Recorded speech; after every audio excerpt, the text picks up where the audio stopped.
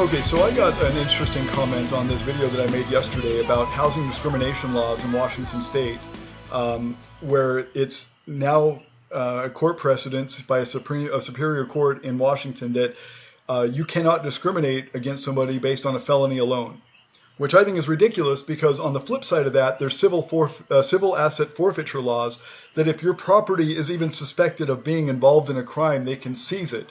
And so this is what I have rejected the whole idea of renting to felons for, is because I have no choice. You know, I mean, if the government wants to say that my property has been involved in a crime, they can just take my property. So if you go to endforfeiture.com, and I've been posting on this on xcannabis.com for 8 years now. Since 2008, I've been talking about civil asset forfeiture laws, and I've been fighting against it because that's what's making people, you know, wary of renting to a felon. So civil asset forfeiture, a process by which the government can take and sell your property without ever convicting or even charging you with a crime, is one of the greatest threats to property rights in the nation today. Civil forfeiture cases proceed under the legal fiction that cash, cars, and homes can be guilty, leading to such bizarre cases names as United States versus 434 Main Street, Tewksbury, Massachusetts. But because these cases are technically civil actions, property owners receive few, if any, of the protections that criminal defendants enjoy. To make matters worse, when law enforcement agencies take and sell your property, they frequently get to keep all the proceeds for their own use. This gives agencies a direct financial incentive to, quote, police for profit, unquote, by seizing and forfeiting as much property as possible. It's time to end civil asset forfeiture or civil forfeiture. No one should lose his or her property to law enforcement without being convicted of a crime, and police shouldn't profit from taking property. Now, that's my justification for rejecting felons. And when we had property management, I didn't want to manage my property. That's why I hired property management. And I told them, you know, no felons, period. And they put felons in my property anyway, like I talked about in my video. And it caused me nothing but grief. You know, I had 2 tenants fighting back and forth. One was accusing the other of cooking meth. The other was accusing the other one of selling weed. And it was going back and forth. These were both people with a long criminal history for drug trafficking.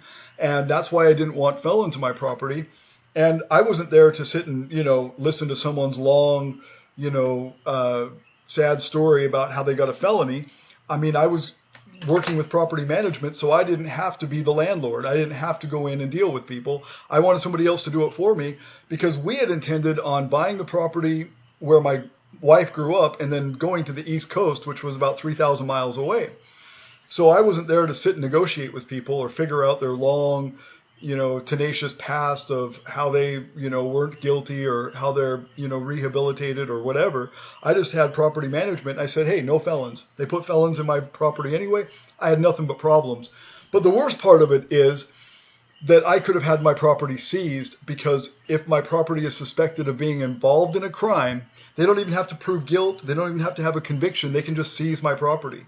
So why would I, somebody who never had anything, I didn't grow up with money, you know, I was homeless for 3 years. I, you know, was a convicted marijuana user. I served 8.5 months in jail for marijuana. I worked at McDonald's on work release while I was in jail. And when I got out of jail, you know, I was homeless for almost 3 years. And I went and got my GED. I went to adult education, then I went and got my GED, and then I got some college credits, and I got some network certifications for computer networking, and I got a great job. But I didn't just, you know, like this guy says in my comments, I didn't just have a silver spoon shoved in my mouth the whole time. I've never had any money. My parents have never had any money. In fact, my mom still lives in a trailer park, and I lived in 2 different trailer parks growing up with my dad, who was in jail for alcohol and all kinds of other stuff all my life. So no, I wasn't just some rich kid. I just made good choices and ended up with a little money. You know, by 2013, I owned 5 properties. And now I don't own any because I don't want to deal with being a landlord. I don't want to rent to people because it's such a dramatic mess. It's such bullshit. So anyway, this guy right here, he says, you agree with discriminating against felons? I think it should be an option. It's my property. Yes. I had a felony many years ago, and now I'm a mechanical engineer and paying my rent for many, many, many years, pay taxes, and I'm an asset to society. But by your logic, saying that you agree with discriminating against felons, I would have never been able to get an apartment, and I would have had to continue to sell drugs to be a felon and commit more felonies in order to survive. No, I don't think that felons should be forbidden from renting. I'm just saying that people who own property should be able to decide what they do with their property. It should be the property owner's choice whether he wants to rent to a felon or not. If people want to rent to felons, I have no problem with that. It's their property, it's their life, it's their risk. Let them take that risk. By discriminating against felons, you perpetuate the felonies. Thank God I found a landlord who isn't as closed-minded as you. And incidentally, there are a lot of people who have felonies who are actually innocent, and you would discriminate against them as well. I would protect my property. Yes, I would. I guarantee you that all of my neighbors would say I'm a decent human being, but yet according to you and people like you, because I made a mistake in my past and got caught, that makes me a horrible human being. No, I've never said that. In my video, I said that I had enough marijuana on me at times that I could have been a felon. Now, I did get 3 marijuana charges and I served 8.5 months in jail. So I'm not saying that I'm a good person and you're a bad person. I'm just saying that people with a felonious history in their life would put my property at risk of civil asset forfeiture. Like I said, just go to nforfeiture.com. I'll put that link on this video and you can go see what qualifies for civil asset forfeiture. It's very easy for the government to seize your property even without a conviction. Anyway, I said you have some premise that this is about good person. Oh yeah, his last comment was, you fully admit that you should have been a felon only because you didn't get caught. You were a good human being. Logic? No, I never said that. And you're making a straw man argument to make it sound like people are making life hard on you. Man, I didn't make you have a felony, but I did at one time own property, which was all the money I had. I put into property so that after getting in a car accident and having a broken body and 45 fractures and metal implants in my bones, where I couldn't work anymore, I went and invested all that I had into property so that I wouldn't have to go and be homeless possibly with 4 kids. I wanted to have an income still. So I invested everything I had in a property. I got a property management company who said, that they don't ever allow felons in properties. It's just their policy. It's not even my policy. And I said, well, that sounds good. Okay, fine. No felons.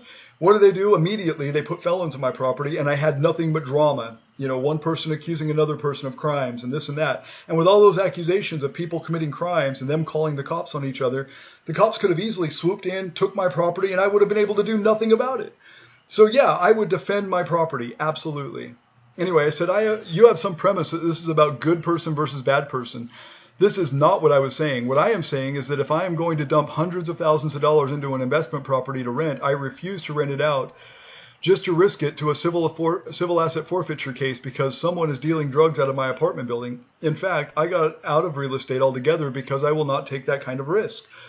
Which is what I think the housing market will find in common, is that if the government forces people to put their property at risk by making laws so that people cannot reject felonious activity, then the state makes laws that if your property is involved in a crime, they can seize it. What will happen is that the housing market for rentals will dry up. As for me, yes, I served time for marijuana possession. After that, I bought a house. If you've cleaned up your act, buy a house, done deal.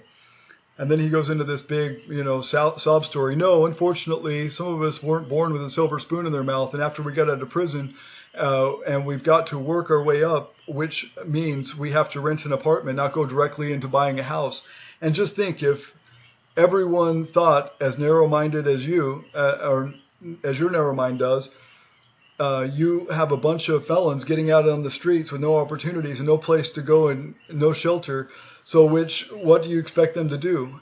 They have to eat, they have to clothe them, they have to put shelter over them and their families. If you give them no opportunities, they go back to committing felonies to survive. So, first of all, my website, xcannabis.com, I have fought against marijuana laws and other drug laws. I'm a libertarian. I don't think people should be punished for choosing drugs for whatever reason. So no, I don't believe, victimless crimes should be punished by law anyway. Victimless crimes, I've always said, no victim, no crime. But as far as this big sob story, like you can't buy a house. Well, like I said, I lived on the streets while I got educated, while I rose up, while I got a good job. I was living under bridges, in parks, in abandoned houses, squats. Let's put it this way. If you're not picky, if you want to start out, and just have a roof over your head, and you know that eventually it'll get better, but you need a place to stay immediately, and nobody will rent to you, go to this website here. Go to bid4assets.com. They have houses, no reserve houses, starting at $1 in like Michigan. Good houses, they might need a little work.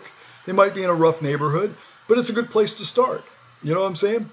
Like this one right here. This was just listed. It was listed on the 19th, so it was listed 2 days ago. It ends on the 27th. Its current bid is $1. You could probably pick this house up for $100. It's on 1210 Chatham Drive, Flint, Michigan. And then there's this other one. I think this is in New Hampshire, and it's like $10,000. Or no, it's $1,000. Yeah, $1,000 in New Hampshire. Nice house. Not a bad house at all. Pick this up for $1,100. That's less than what you would pay to get into an apartment for the first, last, and security deposit. After you paid first, last, and security deposit, you're into an apartment about $4,000. You can pick this house up right here for $1,100 and put that other money that you would spend on the security deposit and the last month's rent into fixing the place up. You've got yourself a $30,000, $40,000 house for $1,100. It's not hard. Life is what you make of it. If you think that you're never going to succeed because other people are, making life hard on you, then you're never going to succeed. But if you have the determination to go and do something with your life, you're going to be able to do something with your life. Don't always blame somebody else. I'm tired of this bullshit where everybody else is to blame for everybody else's problems. Bullshit. Take life by the balls. Make it happen. If I could do it, I'm an idiot. I'm not the smartest guy in the world. And I had criminal history. I lived on the streets. I moved out of home early. My parents lived in trailer parks. We're absolutely dirt poor. Went through many bankruptcies. We never had a dime to our name. If I can do it, you can do it. I'm tired of people blaming each other.